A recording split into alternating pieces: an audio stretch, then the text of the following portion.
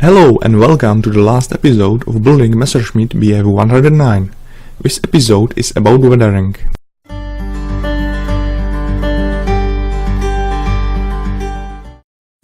I have made some small scratches with a toothpick after the model was painted. Again, you must be very careful not to overdo this effect too much.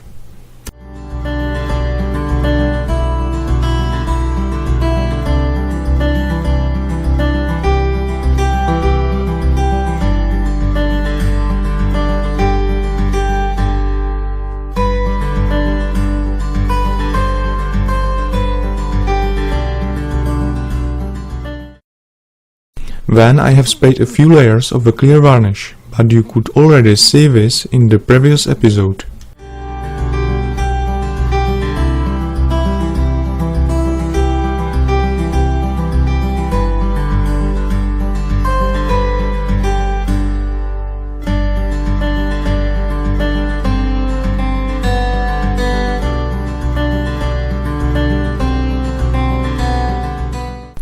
Don't be scared to experiment sometimes a little. I tried how it looked to use a white wash on the wing.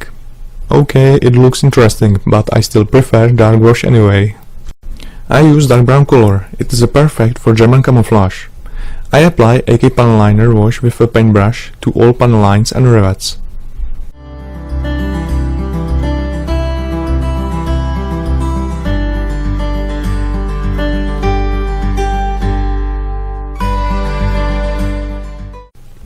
The wash dries up after a few minutes. When it becomes this dull, you can wipe it off with a dry paper towel. You can use enamel thinner if you need to clean the wash from small parts.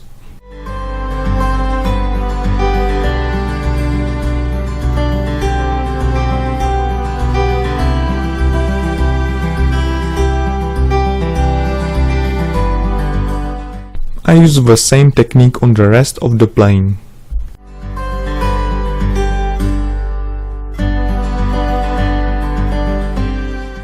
These are all paints Abteilung 502. They are made exactly for modelers, so they have the proper consistency for shading. I mix grey color from black and white.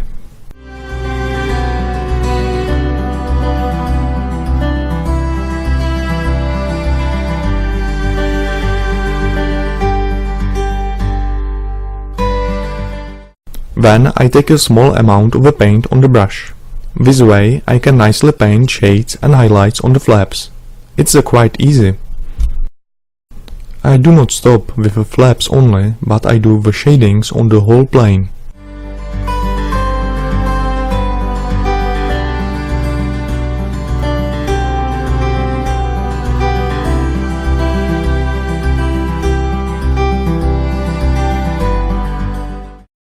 I'm going to make panel lines more pronounced, but this time using a dark panel liner. I use highly diluted panel liner with enamel thinner. It becomes matte after it dries up. Even if you have an airbrushed, the best and most detailed shading is always achieved with a paintbrush. Never underestimate the power of a humble paintbrush.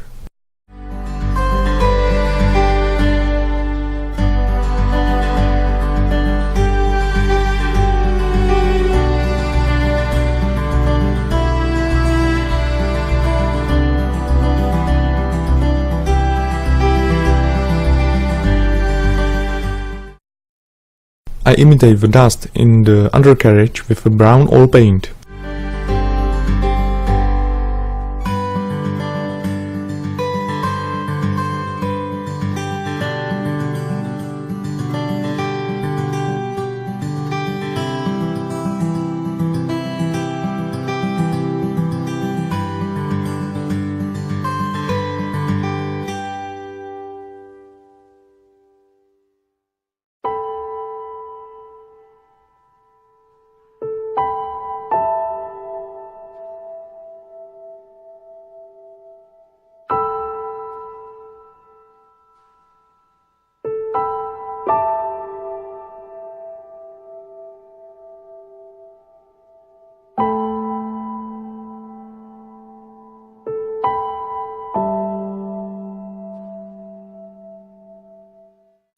I have already shown you washes and oil paints.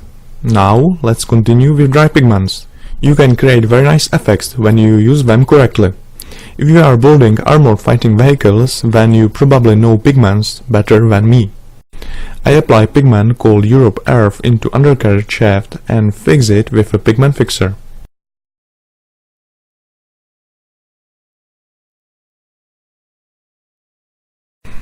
Now I continue with the same technique on the wheels. I add some light sand too.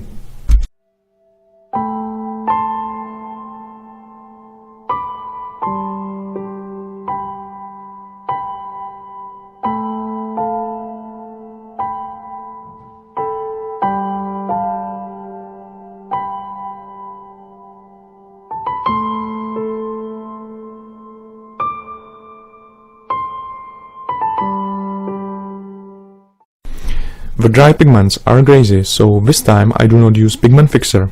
I just clean the wheels with dry cotton swab.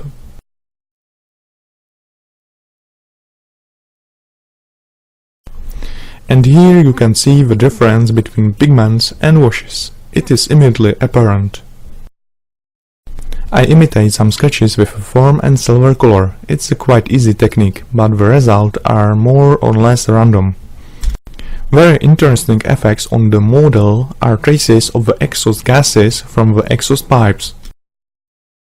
I paint the base layer with a brown color, and then I spray it with the light brown and the dark brown.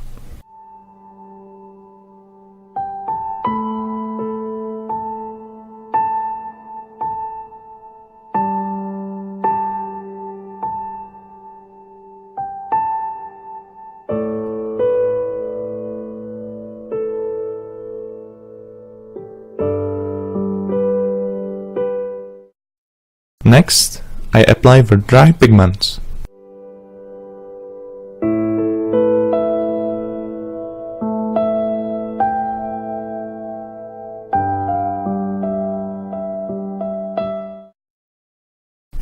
And now a small bonus in the end, painting and wearing of a fuel tank. As you have already seen, the base coat is painted with a silver color and the top layer is painted with RLM paints.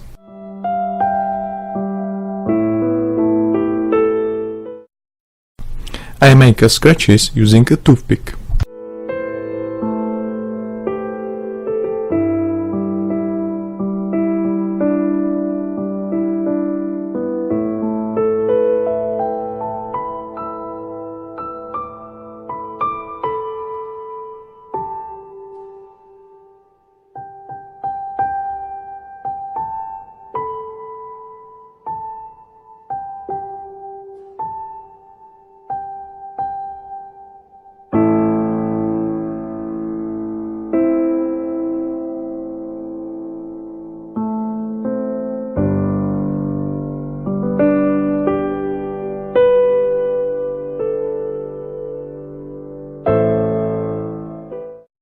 The fuel tank still looks a little dull, so I add some spilled fuel. UdK products for engine oil and kerosene leaks are just what I need.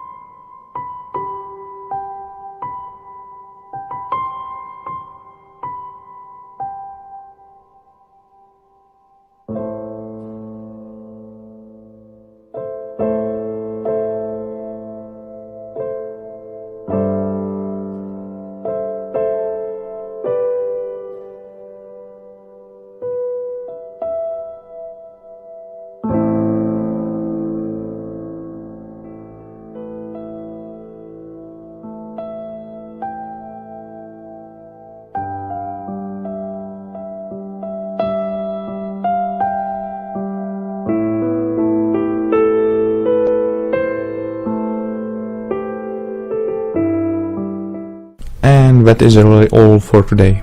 The model is finally finished. Thanks for watching and see you next time.